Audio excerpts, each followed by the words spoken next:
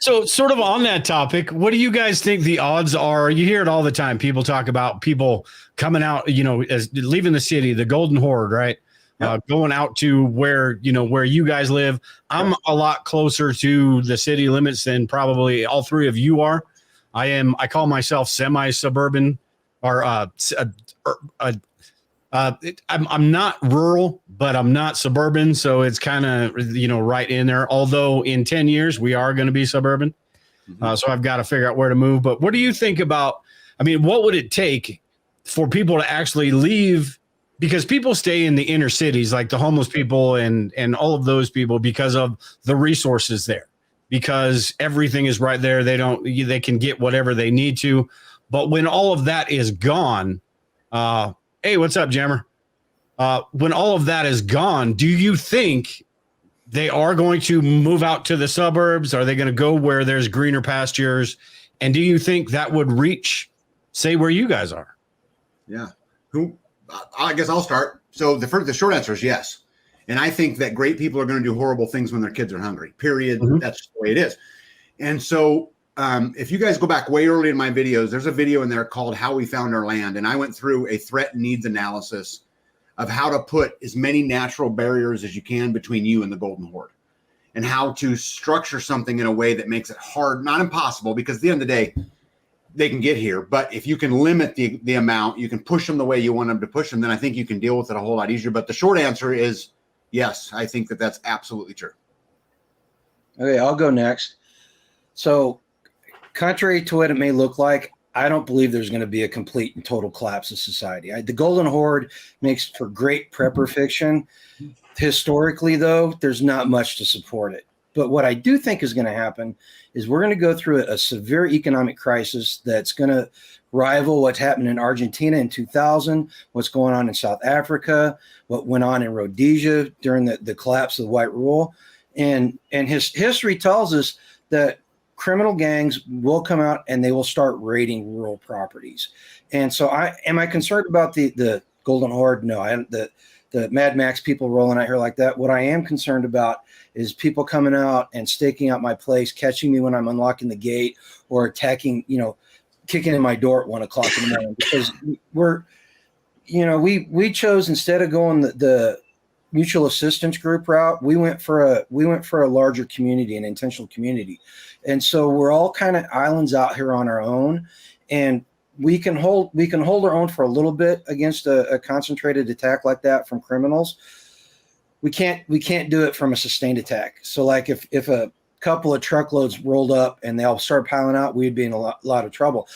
Again, this is why building community is important, because I know that I've got somebody in 2 meter distance, and it's not tagged, but I got somebody in 2 meter distance that I can put a call out and they'd be here in a matter of minutes. And he actually said if he heard gunfire in the middle of the night, that he would be on his way over. And same way here. Actually, Angela's the one that would hear the gunfire, because I sleep like a log.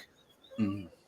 Yeah, but I think those gangs that you talk about, the people that make it out here, by the time they get here, you're talking about the pros. You're talking about the good ones. Not from a moral perspective. I'm talking about the skilled, right? You're talking about what gets here is, troublesome. At the very least, which again is why I think community matters so much. Hey, real quick, I want to answer his question. He said, tag lifetime free.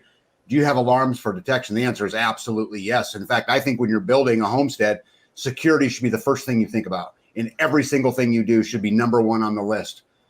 Your first consideration into any building. I'm not going to get into any detail for obvious reasons, but anyway, I just wanted to say that. I have redundancy perimeter security.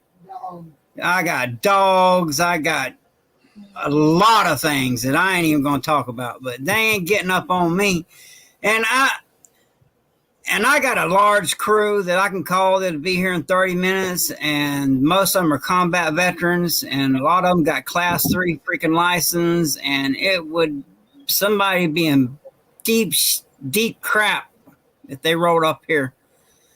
And, like I said, I was talking to you earlier, Tag, I was training with SWAT this weekend, so. Now, the problem is, though, bud, no matter how big a badass you are, alone, you're in big trouble.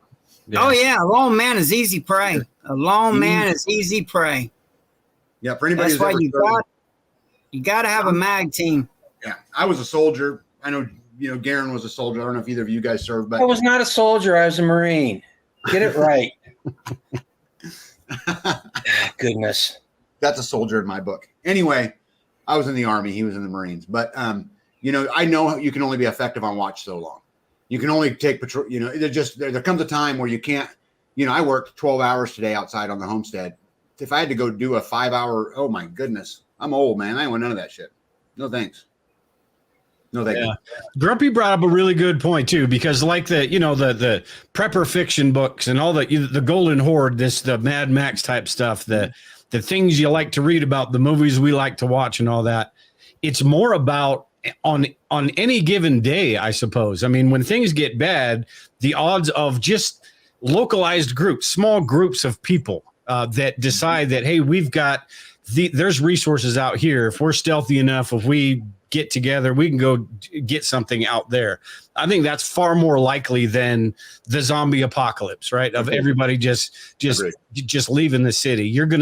And those people, like you said, are going to know what they're going to know more about what they're doing than the average Joe Blow that's waiting for FEMA to, one of the trucks to come give them food and water and stuff like that. So, yeah. And that's I think the zombie apocalypse today. I think you walk around a mall and watch people with their cell phone in your hands. It's yeah. It's kind of already the zombie apocalypse, in a lot of ways. But I think to all of those points, I think the answer to all of these, the answer to the economic problems, the answer to the ESG system, the answer to the digital dollar, the answer to all of them is parallel and counter economies and building community. And I think it's just ultimately the answer. Yeah. And a couple of 5-gallon buckets full of thermite. There's no problem so big it can't be solved with the proper application of violence. Absolutely. Oh my goodness.